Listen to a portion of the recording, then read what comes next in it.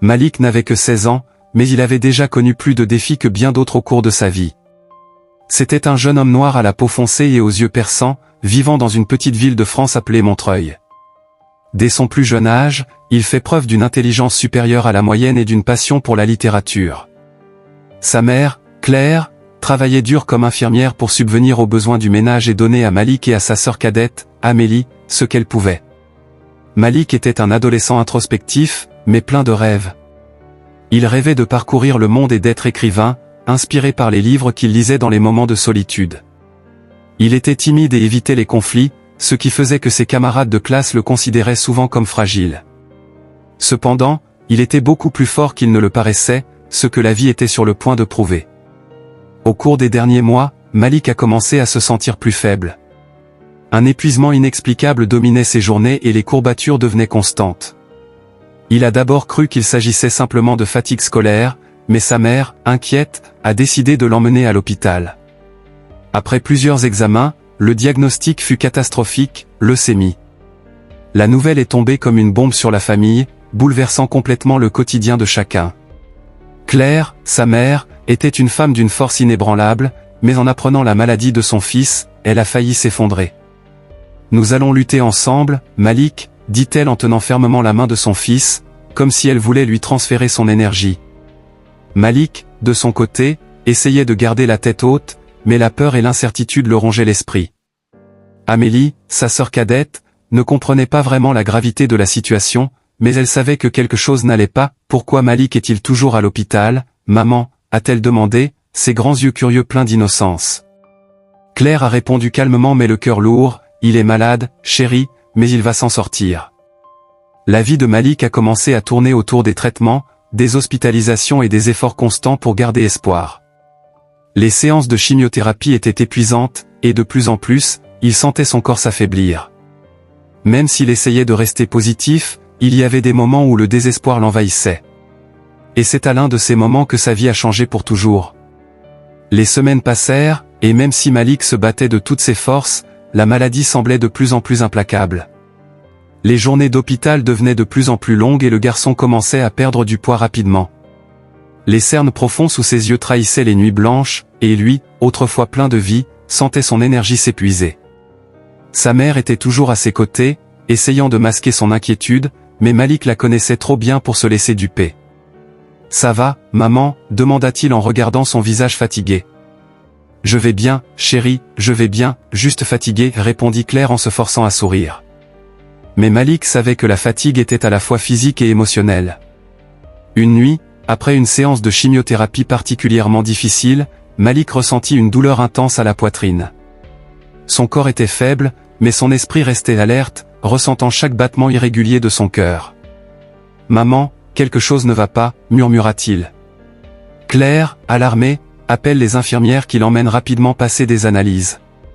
Il a été placé dans une pièce isolée pour surveillance pendant que les médecins évaluaient son état. « Ça va aller, Malik » dit l'une des infirmières, essayant de le calmer. Mais à l'intérieur, le garçon sentait que quelque chose de grave se passait. Son cœur battait avec difficulté, sa respiration devenait de plus en plus courte et lourde. Claire, tenant la main de Malik, priait doucement, les larmes coulant sur son visage.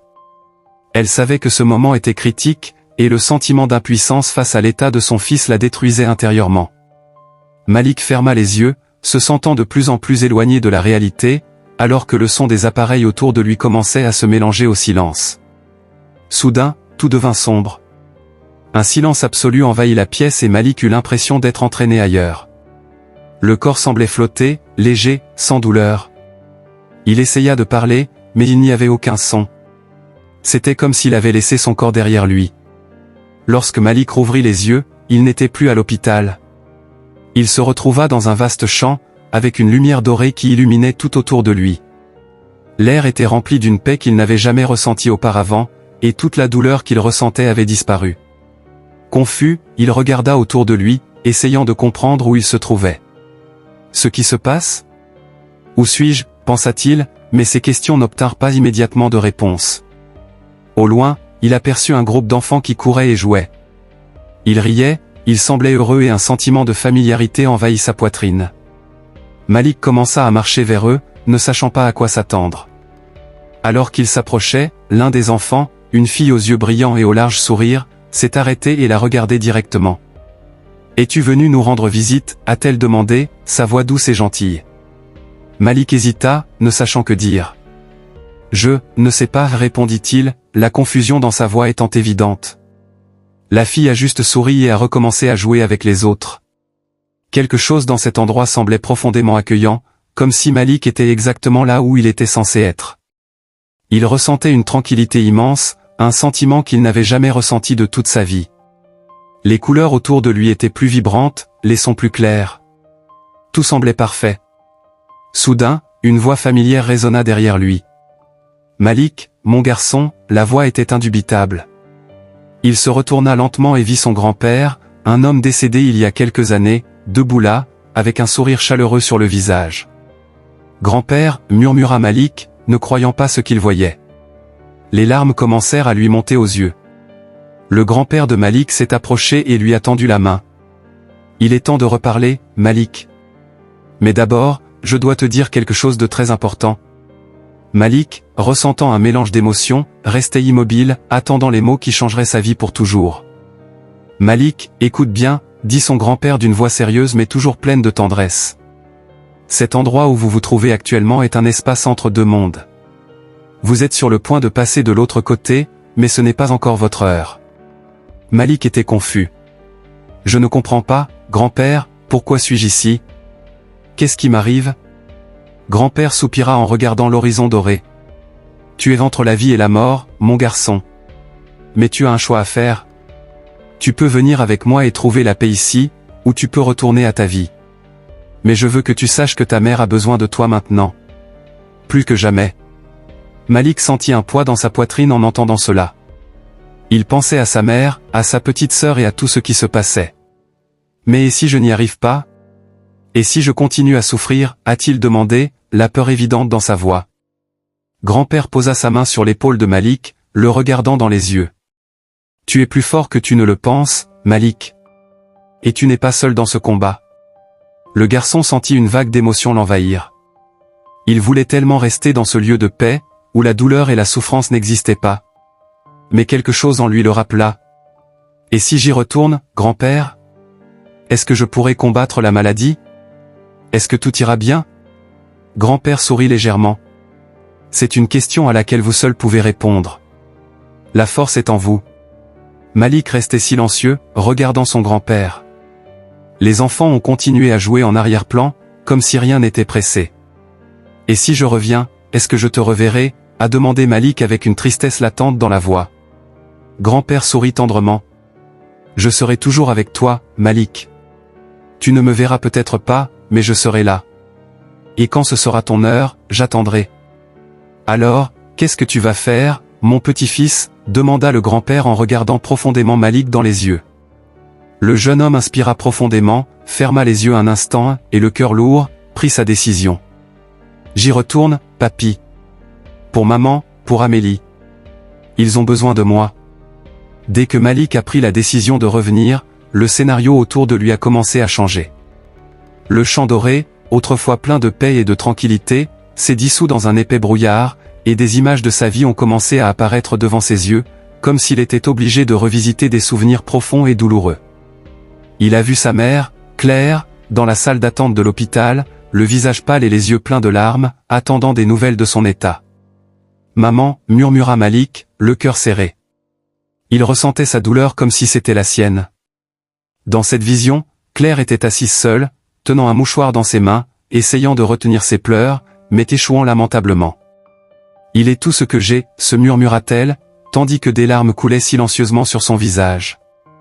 Malik voulait la serrer dans ses bras, il voulait lui dire qu'il allait bien, mais le sentiment d'impuissance le consumait. Peu de temps après, le brouillard s'est à nouveau transformé et il a vu maintenant Amélie, sa sœur cadette, à la maison, tenant son ours en peluche préféré alors qu'elle regardait le lit vide de Malik. « Quand est-ce que Malik reviendra, maman ?» La voix d'Amélie résonnait dans la tête de Malik, lui apportant une douleur qu'il pouvait à peine supporter. Il se souvenait de toutes les fois où il lui avait promis qu'il serait là pour la protéger, pour prendre soin d'elle, mais maintenant il se retrouvait incapable de tenir cette promesse. Les images ont changé rapidement et il a été ramené à des souvenirs plus anciens, de l'époque où il était plus jeune et jouait dans le jardin avec son grand-père. C'était un rappel de temps plus heureux, mais en même temps, cela lui rappelait le poids de la perte qu'elle avait ressentie lors de son décès. Il me manque tellement, pensa Malik. C'était comme si chaque personne qu'il aimait était toujours sur le point de lui être enlevée.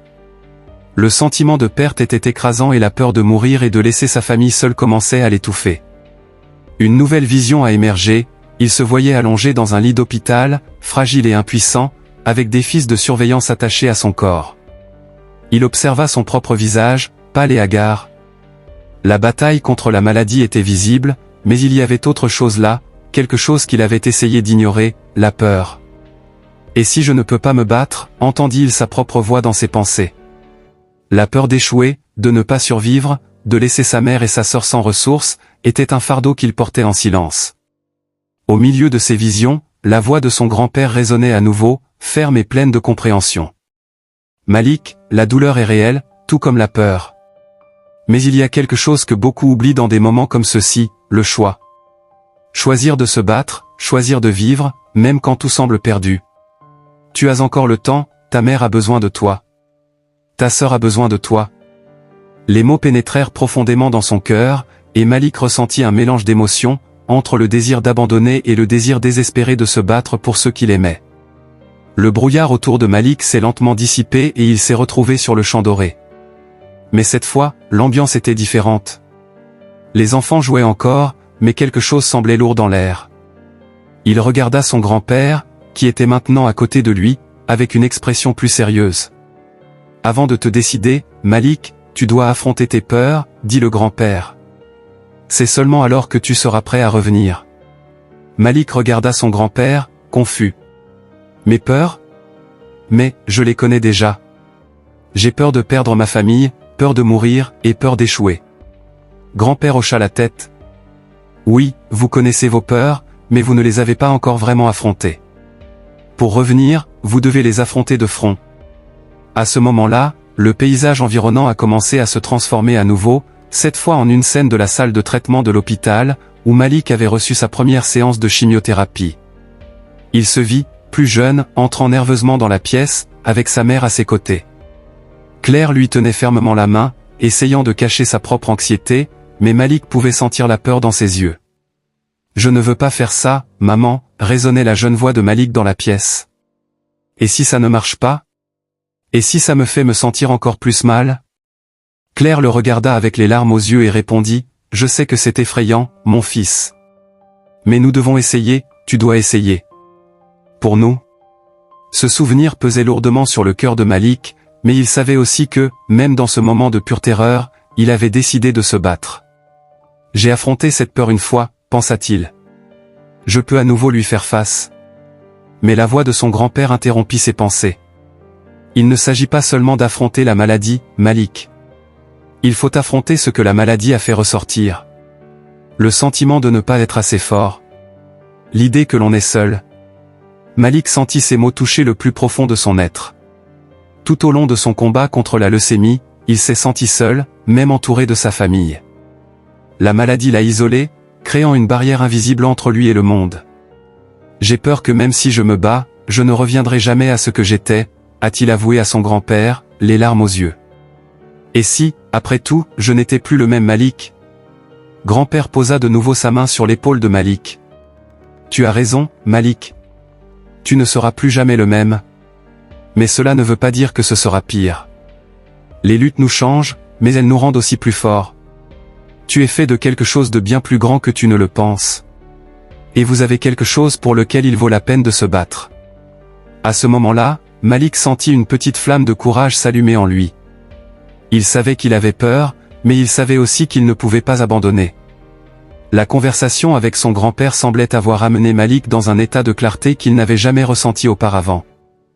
Les enfants qui couraient à travers le champ semblaient désormais plus lointains, comme s'ils représentaient une partie de son âme qui cherchait encore la paix. Mais Malik savait que la paix à laquelle il aspirait était liée au fait de se battre pour sa vie et de ne pas abandonner. Il regarda dans les yeux de son grand-père, qui arborait désormais un léger sourire, comme s'il savait que Malik était arrivé à la réponse qu'il cherchait. « Tu sais déjà ce que tu dois faire, n'est-ce pas, demanda le grand-père d'une voix calme. Malik hocha la tête, toujours les larmes aux yeux. Oui, je sais. Je dois y retourner. Aussi effrayant que cela puisse paraître, je ne peux pas abandonner maintenant. Grand-père recula d'un pas, regardant Malik avec fierté. Ta mère, ta sœur, elles auront besoin de toi. Et plus que ça, tu auras besoin de toi-même. Trouve ta force, Malik.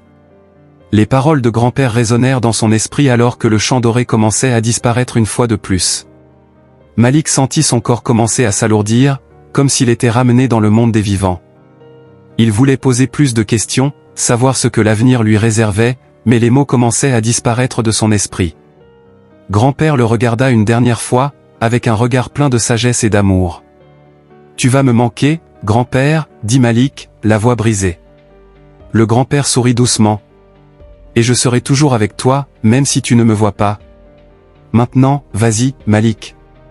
Ton voyage n'est pas encore terminé. » Malik sentit une larme couler sur son visage alors qu'il ferma les yeux, se préparant à revenir à la réalité. Un sentiment d'acceptation l'envahit.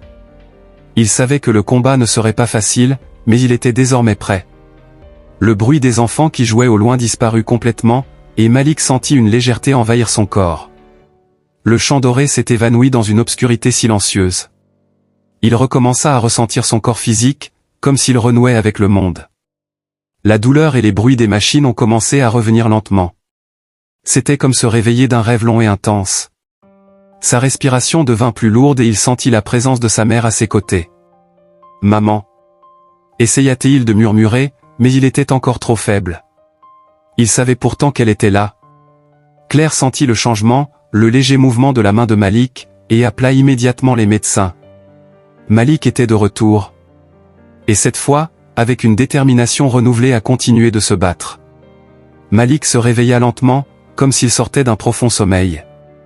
Les murs de l'hôpital étaient durs et aveuglants, et l'odeur des produits de nettoyage lui remplissait les narines, le ramenant au présent. Sa mère, Claire, était assise à côté de son lit et lui tenait fermement la main. Lorsqu'il ouvrit les yeux, elle poussa un sanglot de soulagement, les yeux inondés de larmes. « Malik, mon garçon » murmura-t-elle en lui serrant la main comme s'il allait disparaître à nouveau. Malik essaya de parler, mais sa gorge était sèche. Les médecins sont rapidement entrés dans la pièce, vérifiant les moniteurs et confirmant qu'il était sorti de la crise. Claire, bien qu'épuisée, semblait renaître avec espoir lorsqu'elle vit que son fils revenait enfin vers elle.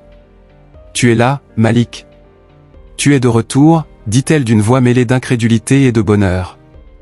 Alors que les médecins expliquaient à Claire que la situation de Malik était encore délicate, mais qu'il avait surmonté un moment critique, Malik a commencé à comprendre tout ce qui s'était passé. L'expérience qu'il avait vécue semblait être un rêve lointain, mais en même temps si réel. Il pouvait encore sentir la présence de son grand-père, les mots d'encouragement qu'il lui avait dit et la clarté qu'il avait maintenant sur sa mission de revenir à la vie. Amélie entra dans la pièce peu après, tenant l'ours en peluche qu'elle portait toujours avec elle. « Malik » a-t-elle crié en courant pour serrer son frère dans ses bras, malgré les objections des médecins qui demandaient des soins. Malik sourit faiblement, levant difficilement le bras pour caresser la tête de sa sœur. « Je suis là, petit » dit-il d'une voix encore faible mais pleine d'affection. Le sentiment d'avoir sa famille à ses côtés lui apportait une paix qu'il n'avait pas ressentie depuis des mois. Au cours des jours suivants, Malik a réfléchi à ce qu'il avait vécu. Les paroles de son grand-père résonnaient dans son esprit. Il savait que le combat n'était pas encore terminé, mais maintenant, avec une nouvelle perspective, il sentait qu'il avait la force d'affronter tout ce qui arriverait. Il se souvient comment il a failli succomber à la peur, mais aussi comment il a trouvé du courage auprès des personnes qu'il aimait. Les médecins ont continué à surveiller ses progrès, et même si le chemin était long, Malik était déterminé à vivre. La lutte contre la leucémie l'attendait toujours, mais l'expérience qu'il avait vécue entre la vie et la mort lui donnait une nouvelle compréhension de sa propre force et de la valeur de chaque instant. Le rétablissement de Malik a été lent mais régulier. Chaque jour apportait de nouveaux défis, mais aussi de petites victoires. Il avait maintenant une détermination différente, quelque chose qu'il ignorait lui-même avant Amy. Les paroles de son grand-père l'accompagnaient tout au long de chaque traitement et il réalisa que, malgré les difficultés, la vie avait un sens plus profond qu'il ne l'avait jamais imaginé. Lors d'une de ces séances de chimiothérapie, Malik a regardé par la fenêtre de l'hôpital et s'est souvenu du champ doré. le sentiment de paix qu'il y avait éprouvé le réconfortait dans les moments de douleur. Il savait que cet endroit était réel d'une certaine manière, que son grand-père lui avait réellement montré quelque chose qui transcendait la vie ordinaire. Mais en même temps, Malik savait que la vraie force était là, dans le monde physique, et qu'elle se battait chaque jour. « Tu as l'air différent, Malik », commenta un jour Claire alors qu'elle le regardait pendant son traitement. Il lui sourit, sachant qu'il n'avait pas besoin de dire grand-chose. « J'ai dû apprendre à être fort, maman. J'ai appris que même quand on dirait que nous n'avons plus de force, elle est là, en nous, a-t-il déclaré. Claire lui rendit son sourire, les yeux brillants de fierté. Elle savait que son fils avait changé, mûri d'une manière à laquelle elle ne s'attendait pas, mais que c'était nécessaire. À chaque nouveau jour, Malik trouvait des raisons de continuer. Que ce soit le sourire d'Amélie à son retour de l'hôpital, ou la force silencieuse de sa mère, qui ne l'a jamais abandonné. Il avait l'impression de vivre un voyage qui n'était pas seulement le sien, mais celui de toute sa famille. J'ai besoin d'eux autant qu'ils ont besoin de moi, réfléchit-il, et cette connexion donne un sens à son combat. Malik a commencé à écrire sur son expérience. Les mots coulaient facilement, comme si chaque lettre attendait d'être mise sur papier.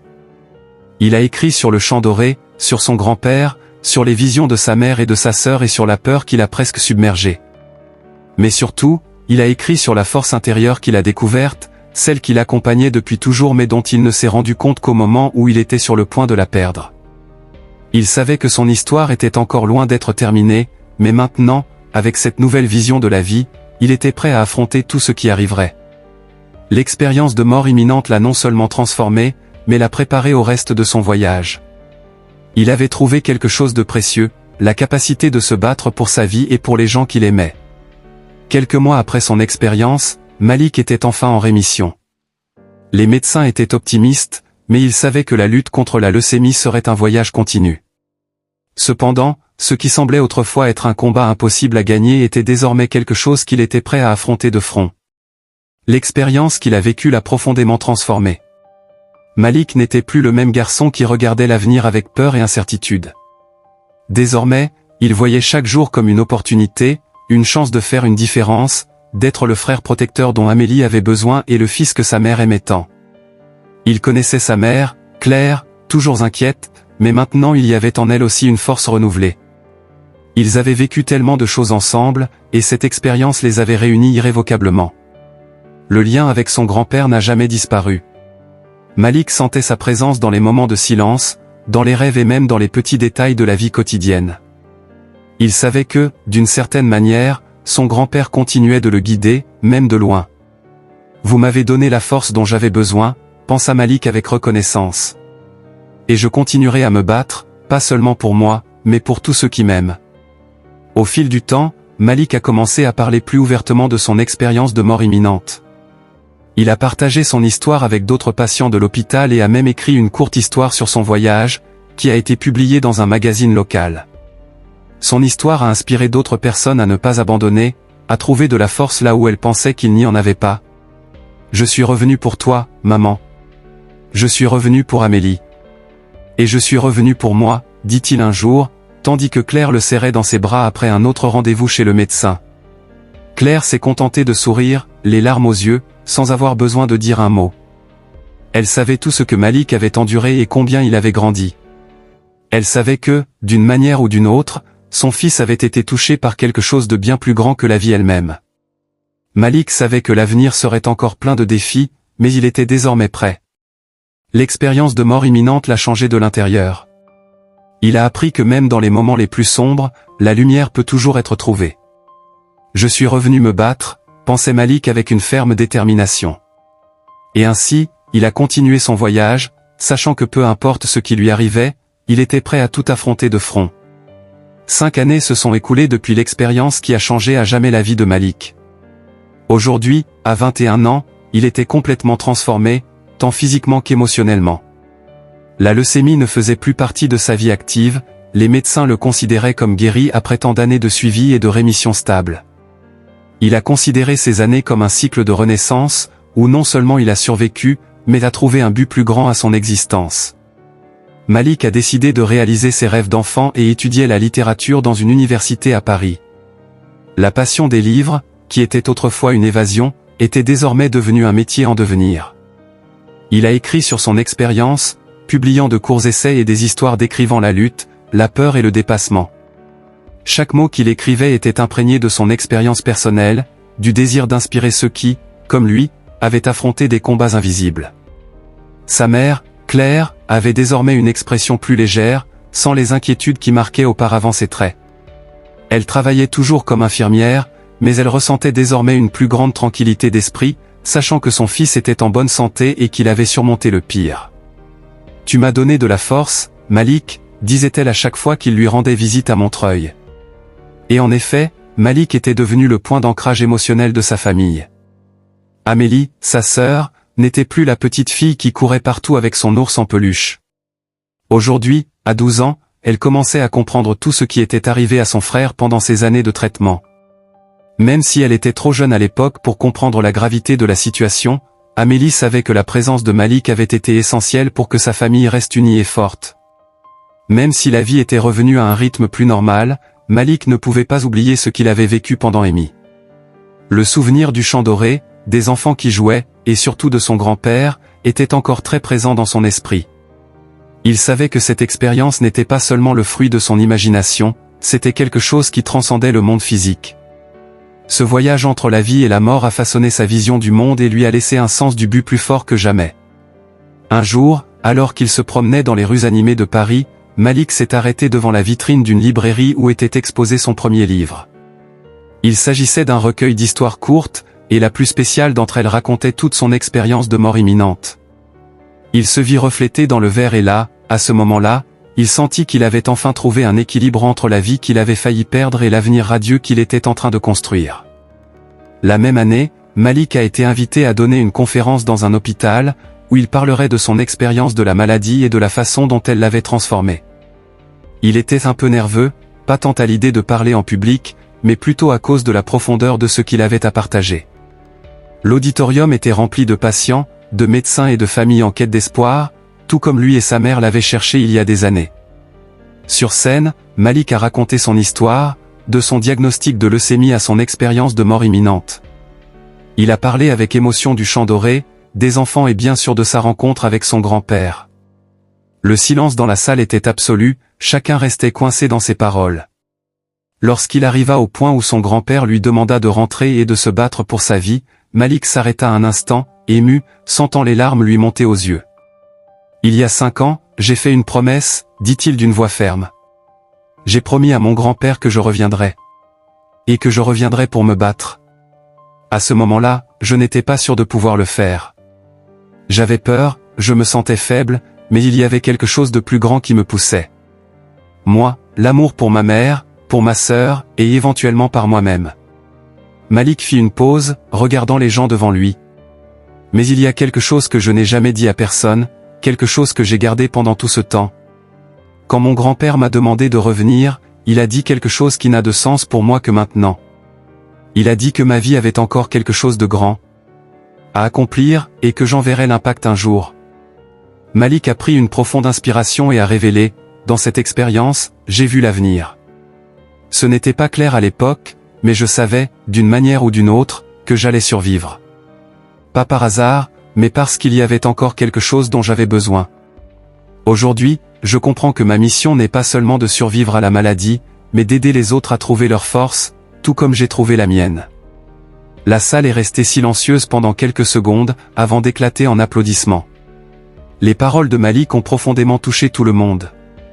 En quittant la scène, il s'est rendu compte que la promesse qu'il avait faite à son grand-père ne consistait pas seulement à revenir à la vie, mais aussi à en faire quelque chose de significatif. Il avait tenu sa promesse. La vie qu'il a failli perdre a désormais servi d'inspiration à d'autres pour mener leur propre bataille. Et ainsi, Malik a enfin trouvé la paix.